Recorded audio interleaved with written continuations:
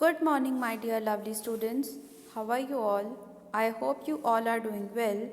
In today's extra class, we'll discuss the new chapter Sundari. Sundari matlab sundar. Sundari was a big red white and blue kite. सुंदरी एक बड़ी लाल white और blue colour की kite थी, मतलब वो तीनों colours mix थे, उसमें पतंग थी. When Bobby made her she smiled at him. जब बॉबी ने उस सुंदरी को बनाया तो वो जो थी पतंग, उसको देख के बॉबी को देख के मुस्कुराने लग गई. तो बॉबी ने पतंग बनाई थी, सुंदरी को उसी ने बनाया.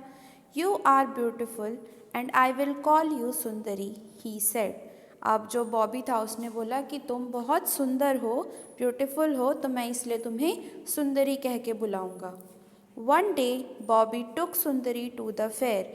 एक दिन क्या हुआ, बॉबी जो है उसको सुंदरी को मेले में ले गया. फेयर मतलब मेला. The band was playing and everyone was smiling.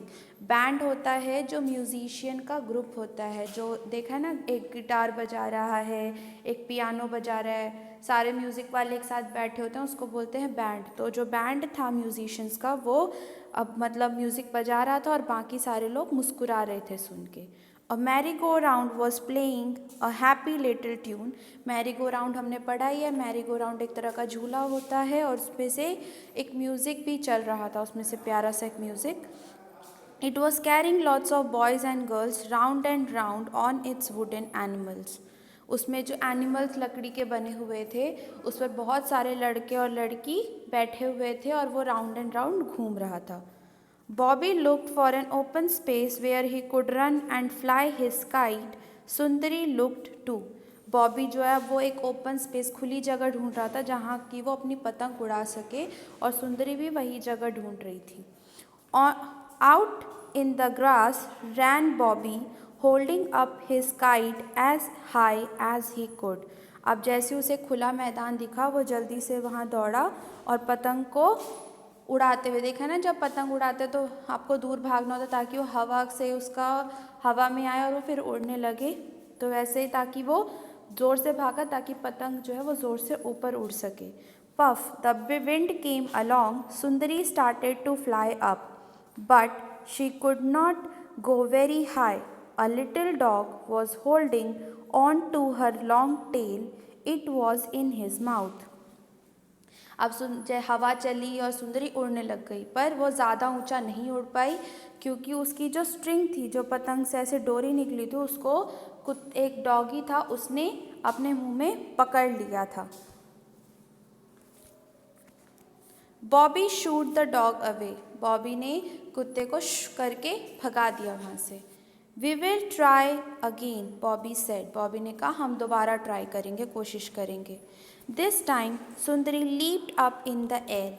इस बार क्या हुआ, जो सुंदरी थी वो हवा में ज़ोर से उछली. लीप मतलब उछलना, कि मतलब वो ज़ोर से हवा के साथ ऊपर की तरफ गई. She tugged hard. टग मतलब होता है खींचना. वो ज़ोर, जब देखा पतंग ज़ोर ज़ोर से खींचती रहती है, ऐसा लगता है कि डोरी खींच रही है. Oh how she wanted Bobby to let go of her string. She gave a big tug. Bobby had to let her go. अब जो रस्सी थी वो इतनी ज़ोर ज़ोर से खींचने लग गई. सुंदरी चाहती थी कि वो रस्सी छोड़ दे, तो वो रस्सी को ज़ोर ज़ोर से अपनी तरफ खींचने लग गई. ठीक है, और बॉबी को फाइनली उसको जाने देना पड़ा कि रस्सी उसे छोड़नी पड़ गई. We cried Sundari, now I can fly as high as I please.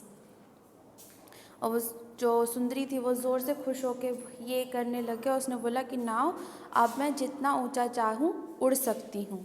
And away she went. She flew up in the air. अब उसके बाद क्या हुआ, वो ऊंची उड़ती रही और हवा में ऊंचा जाती ही रही. So you will read the story. Next, new words. New words में पहला है बैंड. बैंड मतलब होता है म्यूजिशियंस का ग्रुप, संगीतज्ञों का ग्रुप, गाना बजाने वालों का ग्रुप का समूह. So a band was playing. I love to listen band. Dizzy. Dizzy मतलब होता है चक्कर आना, सर घूमना. I am feeling dizzy. मुझे चक्कर आ रहा है. Please sit down if you are feeling dizzy. बैठ जाओ अगर तुम्हें चक्कर आ रहे हैं. स्माइल मुस्कुराना.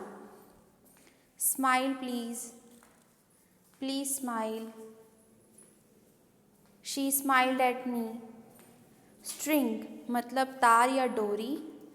The kite string is very strong. Please find a string for me. Tug खींचना, टग ऑफ वॉर भी सुना है ना, तो वही होता है टग मतलब खींचना। Please tug the rope. Please don't tug the table. Wind, wind मतलब हवा। The wind is beautiful. It is strong wind outside. I feel dizzy on a merry go round, मुझे मैरी गो राउंड पे चक्कर आता है। The band was playing a tune, जो संगीतज्ञों का या म्यूजिशियंस का जो ग्रुप था वो एक म्यूजिक बजा रहा था। Now reading is fun. Who made Sundari? So Bobby made Sundari. Bobby made Sundari. This is your first answer. ये फर्स्ट का आंसर है, Bobby made Sundari. Next is why did Bobby call his kite Sundari? Bobby अपनी काइट को सुंदरी क्यों बोलता था? Because she was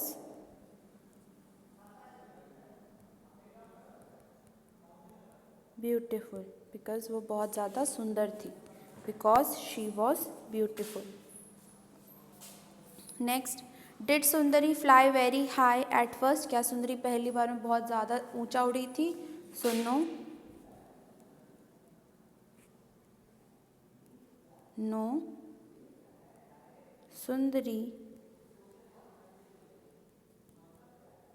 did not fly very high at first. No, Sundari did not fly very high at first. Fourth question, what made Sundari really happy? सुंदरी को किस चीज़ ने सबसे ज़्यादा खुश किया था? तो जब उसे बॉबी ने जाने दिया था। When Bobby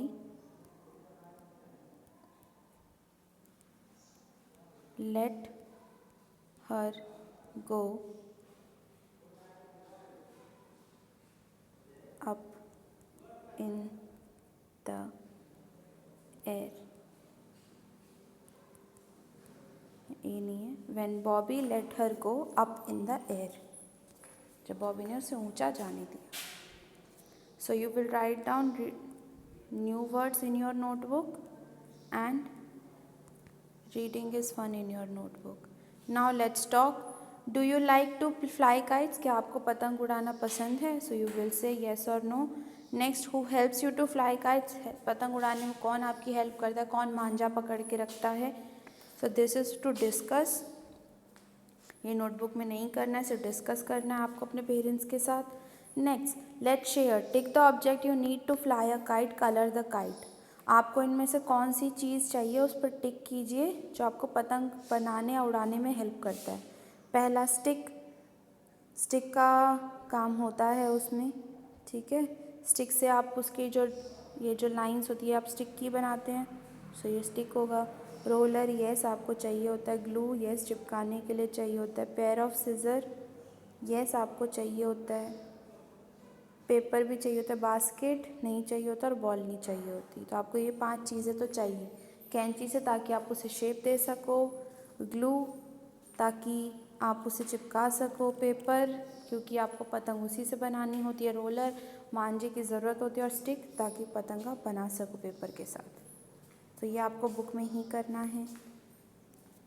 name the objects in your own language, आप इनको अपनी लैंग्वेज में, जैसे पेयर ऑफ सीजर को कैंची बोलते हैं, रोलर को मांझा बोलते हैं, स्टिक को लकड़ी बोलते हैं, ग्लू को गोंद बोलते हैं, ठीक है। तो आपको ये बताना है। नेक्स्ट, आपको इन लाइंस को ट्रेस करना है, तो ये भी बुक में ही होगा।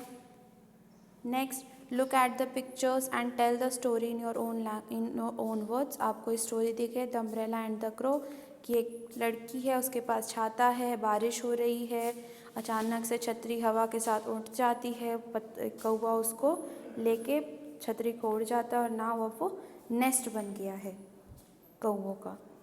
तो अब इसके हिसाब से हमें स्टोरी करनी है, आपको इसमें नंबरिंग करनी है, ठीक है। तो नंबर 1 की पिक्चर जो है उससे पता चल रहा है कि इट इज़ रेनिंग फर्स्ट में, ठीक है। उसके बाद the girl has an umbrella, लड़की के पास छतरी है, तो 2 नंबर का हो गया। थर्ड, अ विंड ब्लोज, हवा चल रही है। उसके बाद फोर्थ क्या है, the crow flies away from with the umbrella, कौवा अम्ब्रेला को लेके, छतरी को लेके उड़ जाता है। The umbrella Hanks from a tree, जो छतरी है वो एक पेड़ से टंग जाती है। The umbrella is now a nest, अब जो छतरी है वो घोंसला बन चुकी है। सो 1 2 3 4 5 एंड 6। तो आपको ये बुक में ही करना है। नेक्स्ट इसको आपको ट्रेस करना है, तो ये भी आप बुक में ही करेंगे। सो आपको ये पेज बुक में करना है, इसको आपको रीड करना है, ये वाला भी बुक में ही करना है, ट्रेस करना है।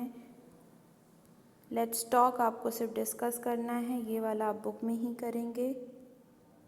रीडिंग इज़ फन नोटबुक में होगा, और न्यू वर्ड्स आप नोटबुक में करेंगे। That's all for today's class. Thank you and have a good day.